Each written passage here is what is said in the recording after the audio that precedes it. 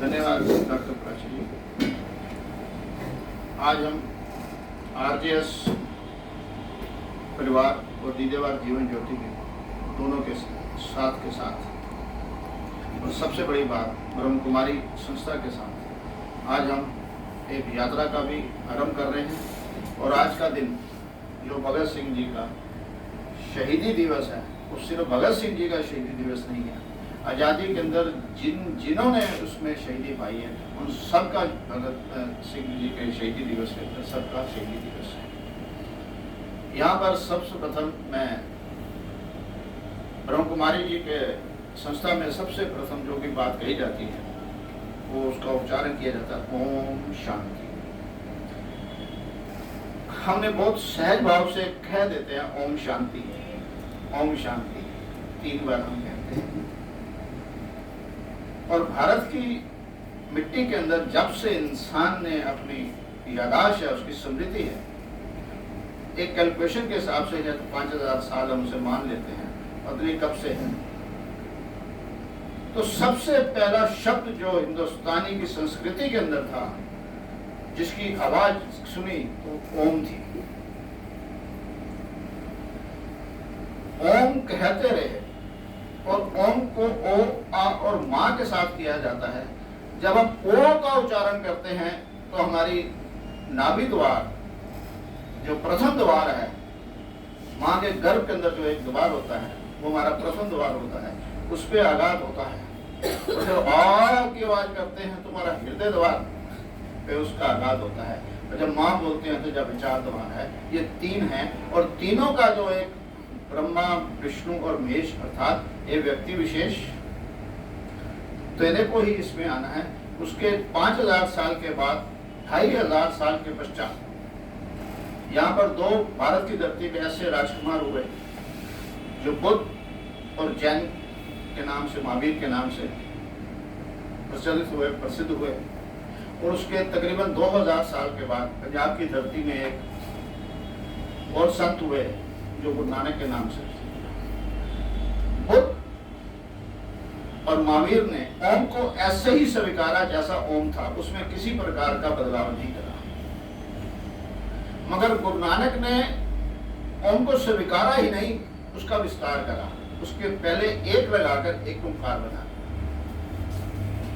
एक का अर्थ है कि है मानव, तू एक विशेष व्यक्ति है जिसका इस धरती पे, इस जगत पे, इस जग तेरा आगमन होता है, पहला ब्रह्मा बनता है, फिर तू इसी को विचलित करता है, अपने जीवन को जीता है और विष्णु, और फिर तू महेश अर्थात तू इसका प्रस्थान करता है। ये एक तू है, एक परमात्मा है और एक तू अपने जीवन का स्वामी है। ये तीनों अवस्था तेरे को चाहिए। और इसके अंदर आरंभिक जो भी काम हम करते थे हिंदुस्तान की धरती के अंदर, आज तक इस वर्तमान स्थिति में जिस काम की आरंभता करते हैं हम ओम या एक ओंकार से आरंभ करते हैं। ये 4 मत, सनातन मत, जैन मत, बुद्ध मत और सिख मत, इन चारों ने ओम को आरंभिक के अंदर लिया। मगर विदेश से आए हुए 4 मत, इस्लाम, क्रिश्चियन, यहूदी और पारसी, इन्होंने भी ओम को स्वीकारा, ओम के स्थान पर आमीन कहा। फर्क सिर्फ इतना है कि हम आरंभ के अंदर ओम लेते हैं, वो जब कार्य पूर्ण होता है तो उसे आमीन कहते हैं। जब तक आरंभता और अंत का मेल नहीं होगा तब तक ओम के ऊपर जो टिप्पी बिंदी है हमारे ज्ञान की चक्षु नहीं खुलता है। जब ये हम इससे सही मिल जाते हैं अर्थात हमारे भीतर शांति और मतभेद खत्म होकर हम सब एक हो जाते हैं, तो ये ज्ञान की बिंदी होती है, ये इंसान की, ये ओम शांति। और इसी ओम शांति के अंदर हम सकारात्मक की बात करते हैं और बहुत ही सादा है सकारात्मक होना, हमने उसे कॉम्प्लिकेटेड करा। जो परिवेश है उसे सहज स्वीकार करते ही हमारे अंदर भीतर एक शांति और सहजता है। हम उसे स्वीकार नहीं कर पाते, इसलिए हम द्वंद्व में हैं। गर्मी है, सो गर्मी के अंदर हमने क्या लड़े हैं कुदरत से? नहीं, हमने उसे स्वीकार करता ही उसका इलाज कर लिया, एयर कंडीशनर और पंखे बना लिया। सर्दी है तो हम उससे लड़ते हैं? नहीं, हम उसका हल करते हैं। तो जीवन के अंदर हर समस्या का समाधान हमारे भीतर है, मगर सब प्रथम हमें स्वीकार करना। जैसे ही हम किसी को स्वीकार करते हैं हमारे अंदर शांति आ जाती है, और ये शांति हमें एक ऐसी सकारात्मक ऊर्जा देती है, उसका दृष्टिमान देती है, दिशा निर्देश करती है कि हम उस समस्या का समाधान करें। आज के 3 युवक भगत सिंह, उन्होंने उस परिस्थिति को क्या करा, सभी लड़ रहे थे, मगर उन्होंने उस परिस्थिति को यंग एज के अंदर 21-22 साल की उम्र के अंदर उस परिस्थिति को सर्वप्रथम स्वीकार करा। स्वीकार करते ही कि ये मेरे देश के अंदर कोई दूसरा राज कर रहा है, ये स्वीकारता आते ही उनके अंदर एक ऐसी ऊर्जा पैदा होती है। वो ऊर्जा जो है शांति अंदर थी, मगर उद्रिक्तता बाहर थी। अन्यथा अगर हमारे में दृढ़ता बाहर और शांति अंदर ना हो तो हम उसका मिसयूज करते हैं, गलत कार्य करते हैं, आघात करते हैं। तो उन्होंने, एक युवक ने अंदर सर्वप्रथम उस समस्या को, उस परिस्थिति को स्वीकार करा, और स्वीकार करते ही उसके अंदर एक ऐसी ऊर्जा पैदा हुई, और वो बम के अंदर जाके, कोर्ट के अंदर जाके बन गए, वो शांत थे। वो क्या कार्य करने गए हैं, उस कार्य को करने गए थे, उसके अंदर कुछ भी ऐसा करता उन्होंने गलत काम नहीं करा, उद्देश्य के पूर्ति के लिए अपनी जिंदगी। ये शांति भाव तभी आता है जब हम स्वीकार करते हैं। सो जीवन के अंदर जब हम स्वीकार करते हैं तो हमारे स्वयं के भीतर एक जागृत होती है, हम स्वयं को जानने लगते हैं, हम स्वयं से अपने आप से पूछते हैं।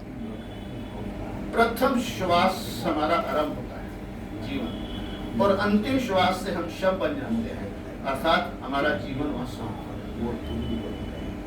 सो प्रकृति ने जब इस सृष्टि को रचना था तो सर्वप्रथम उसे आकाश चाहिए था, एक जगह चाहिए, उसने जगह आकाश रूपी जगह बनाई। उसके अंदर हमने उसे तत्व मान लिया, तत्व के अंदर संवेदना होती है, आकाश सदियों से वैसा है, वो एक स्थान है। उसके बाद उसने दूसरा स्टेप लिया, ग्रह नक्षत्र बनाए, और ग्रह नक्षत्र के बनाने के बाद उसने अनेक जीव प्राणी बनाए,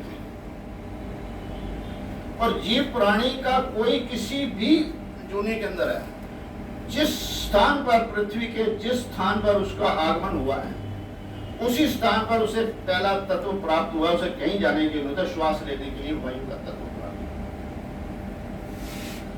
और दूसरा तत्व उसे उसी जगह पर, अपने जल ही जीवन है, जिस ग्रह पे जल है उसी ग्रह में जीवन है, जहाँ जल नहीं है वो जीवन नहीं। दूसरा तत्व, तीसरा तत्व हम आकाश को मान ले तो दूसरा था वायु, और तीसरा है जल तत्व। हमारी आवश्यकता है हर जीव प्राणी, वो उसे वही मिलती है, नदियां, नाले और समुद्र के। ये प्रकृति ने पहले ही हर जीव के लिए। तीसरा उसे, चौथा जो है, उसे चाहिए था अपने शरीर को, ऊर्जा जो अंदर करते हैं, उसे ताप चाहिए था, अग्नि चाहिए था, और उसे ऐसा चलने के लिए चाहिए था। तो सूरज की ताप जो है उसे हर जगह वही मिलती है, जिस जगह पर भी किसी जीव का आगमन। ये 4 तत्व। 5वां तत्व उसे अपने जीवन को चलने के लिए, एक से दूसरी जगह चल करने के लिए उसे आहार चाहिए था। इसलिए वन में अंदर इस पुरातन समय में वन था, वनस्पति वही थी। ये 5वें तत्व हमें हो गए, मगर एक तत्व सृष्टि ने खुद ना रख सकती है और किसी और जीव प्राणी को नहीं दिया, वो सिर्फ व्यक्ति को दिया है। उसका अपना व्यक्तित्व बनाना है, उसे अपने जीवन काल के अंदर। और जिन्होंने अपना व्यक्तित्व बनाया है, ब्रह्म कुमारी जी के साथ नानक ने, बुद्ध ने, और हम सब भी कोशिश कर रहे हैं अपने व्यक्तित्व को बनाए। ये व्यक्तित्व का निर्माण प्रत्येक व्यक्ति को स्वयं करना है, जो सृष्टि नहीं बना। और इस तत्व के लिए हमारे जीवन का उद्देश्य होना चाहिए, और ये उद्देश्य पूरे करते ही जिसने सृष्टि रची है उसके साथ मिल रहा है। मतलब उसके कार्य के अंदर वृत्ति दे दी है कि जिस लिए उसने मानव रचा है हम उसका उद्देश्य पूरे कर रहे हैं। और जो जो अपने व्यक्तित्व को अपने भीतर तत्व बनाता है तो उसको ही जो है जगत उससे पूछता है, बनाता है, उसका ही अस्तित्व बाद में रह जाता है शव होने के बाद। मैं शव होते ही ये 4 तत्व की मुझे आवश्यकता नहीं है। मगर मेरे जाने के बाद मेरा अस्तित्व रूपी जो है वो रहता है। हम सबको अगर ऐसा करेंगे और हम उम्मीद करते हैं यात्रा में ये जाकर हम ऐसा करेंगे तो हमारा आज का कार्यक्रम और पॉजिटिव के अंदर और जिन्होंने देश के लिए आज़ादी दी है उनके प्रति संवेदना और अपने प्रति स्वयं को जानने के लिए जो है स्वयं का स्वामी बनने के लिए हम अगर ऐसा करेंगे तो हम अपने जीवन को निश्चित रूप से सफल बनाएंगे। मैं धीरे बार जीवन फिर धन्यवाद करता हूँ, खासकर ब्रह्म कुमारी और बाकी आए से बहुत बहुत धन्यवाद।